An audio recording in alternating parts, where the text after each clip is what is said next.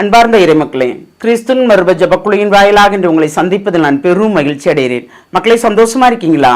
நிறைவா இருக்கீங்களா? மகிழ்ச்சியா இருக்கீங்களா? மன அமைதியா இருக்கீங்களா? மக்களே, எப்பொழுதும் மன மகிழ்ச்சியோடு இருக்கும்போது நிறைவான ஆசீர்வாதம் உண்டு இல்லையா? எது நடந்தால் என்ன, எல்லாம் இறைவன் பார்த்துக்கொள்வார் என்று கேட்கும்போது எல்லார்ட்டையுமே ஒரு குறைகள் இருக்கும், நிறைகள் இருக்கும், குறைகள் இருக்கும். எல்லாம் இறைவன் அறிவார் இல்லையா? ஆனாலும் அந்த குறைகளை நிறைவாக மாற்றுவது ஆவியானவர் தான். ஒவ்வொரு நொடிப்பொழுதும் நம்மளை கண்ணுக்குள் வைத்து பாதுகாப்பரும் அவர் தான் இல்லையா? இன்றைக்கி அவர் நமக்கு என்ன செய்து தருகிறார் பார்ப்போமா? திருத்தூதர் பவுல் ரோமியருக்கு எழுதிய திருமுகம் அதிகாரம் 8 இறை வார்த்தை 16 20 முடிய. நாம் இவ்வாறு அழைக்கும் போது நம் உள்ளத்தோடு சேர்ந்து தூய ஆவியாரும் நாம் கடவுளின் பிள்ளைகள் என்பதற்கு சான்று பகர்கிறார். நாம் பிள்ளைகளாயின் உரிமை பேறு உடையவர்களாய் இருக்கிறோம். நாம் கடவுளிடமிருந்து உரிமை பேறு பெறுபவர்கள், கிறிஸ்துவின் பங்காளிகள். அவருடைய துன்பங்களில் நாம் பங்கு பெற வேண்டும். அப்பொழுதுதான் அவரோடு மாட்சியிலும் பங்கு பெறுவோம். இக்காலத்தில் நாம் படும் துன்பங்கள் எதிர்காலத்தில் நமக்காக வெளிப்பட போகிற மாட்சியோடு ஒப்பிட தகுதியற்றவை என நான் எண்ணுகிறேன். இம்மாட்சியுடன் கடவுளின் மக்கள் வெளிப்படுவதை காண்பதற்காகவே படைப்பே பேராவலோடு காத்திருக்கிறது. ஏனெனில் படைப்பு பயனற்ற நிலைக்கு உட்பட்டுள்ளது. தானே விரும்பியதால் அப்படி ஆகவில்லை, அதை உட்படுத்தியவரின் விருப்பத்தால் அவ்வாறு ஆயிற்று. எனினும் அது எதிர்நோக்க இழந்த நிலையில் இல்லை. பிரேசலால், நாம் துன்பப்படுறோமா? நம்மளை தெரிந்து கொண்டவர் நமக்கு துன்பங்கள் வருதா? அந்த துன்பங்கள் வருகின்ற பொழுது நாம் இறைவனோடு ஒன்றித்திருக்க விரும்புகிறோம் இல்லையா? ஏன் எனக்கு இந்த துன்பம் வந்துச்சுன்னு கேட்காம எல்லாமே நன்மைக்கு, நம் பாவங்கள் நிமித்தமா, இல்லை நம் பாவங்கள் குற்றங்கள் செய்யவில்லை என்று நம் மனச்சாட்சிக்கு தெரியும், தூய ஆவியானவர் நமக்கு வெளிப்படுத்துகிறார் என்றால் இது இறை சித்தம் என்று நாம் ஏற்றுக்கொள்ளும் போது இருக்கு என்ற நிலையில் இல்லை என்று சொல்பவர் நம்மளோடு இருந்து அனைத்தையும் செய்து தருவார் இல்லையா? ஒரு வியாதியின் தன்மை இருக்கு, அதை எல்லாருமே நம்மளை பயமுறுத்துவாங்க. நம்மகிட்ட பயம் இருந்ததுன்னா தூய ஆவி இல்லை, தூய ஆவி இருந்தால் நமக்கு பயம் இல்லை இல்லையா? அப்போ நாம் தூயாவின் வல்லமையோடு செயல்படும் போது நமக்கு பயம் வரக்கூடாது. எதை குறிச்சுமே நம் உடலில் எந்த வியாதி வந்தாலும், என்ன நோய் வந்தாலும், நொடிகள் வந்தாலும் அதை குறித்து கவலைப்படாமல் இறைவன் பார்த்து கொள்வார். பொருளாதாரமற்ற நிலையிலும் இருக்கிறார்கள் இல்லையா? ஒன்றுமே இல்லாமல், ஆனாலும் இறை சித்தத்தின்படி எந்த வகையிலே உதவி கிடைக்கும்படி ஆண்டவர் செய்வாரா இல்லையா?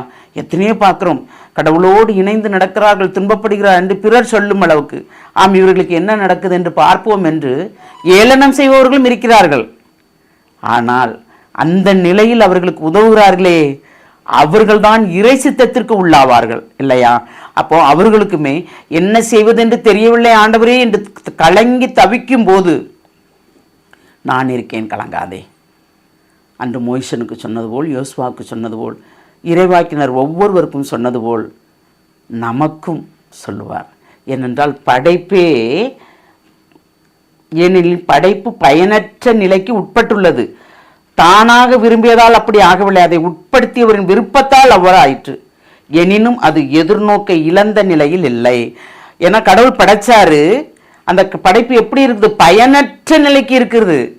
நாம் இருப்பது பயனற்றதோ? என பிறர் பேசும்போது நமக்கு துன்பங்கள் வருது, துயரங்கள் வருது. என்ன செய்ய, இப்படி பேசுகிறாங்களேங்கிற ஒரு வழி வருது. விட்டு தள்ளுவங்க, அந்த வழியெல்லாம் அவர் மாற்றி தருவார் இல்லையா?